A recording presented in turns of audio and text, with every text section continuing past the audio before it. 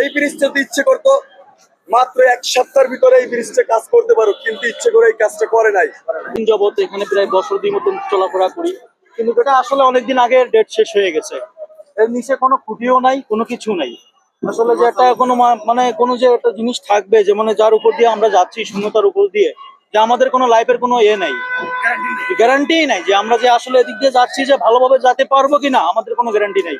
এটা কিন্তু একটা ট্রাক, বড় ট্রাক। এখানে যদি একটা বাস অ্যাক্সিডেন্ট করতো, সেখানে কিন্তু একটা বাসের ভিতরে যাত্রী থাকে প্রায় 50 থেকে 60 জন।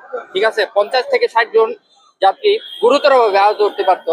বা ঢাকার বাইরে যে যে অনেক গাড়িগুলো যায়, ঢাকাতে ঢুকে হাজার হাজার গাড়ি, এই ব্রিজগুলো মাছার মতো করে রাখছে। এখানে মাঝখানে খুঁটি দিয়ে, লোহার খুঁটি দিয়ে শক্তভাবে কোনো কিছু করা হয় নাই।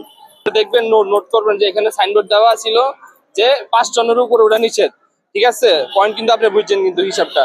ওই দেখেন সাইনবোর্ডটা ছিঁড়ে ফেলাইছে, কে ছিঁড়ছে আল্লাহ জানে। আর দ্বিতীয়ত হচ্ছে কি, এ দেখে নাই সাইনবোর্ডটা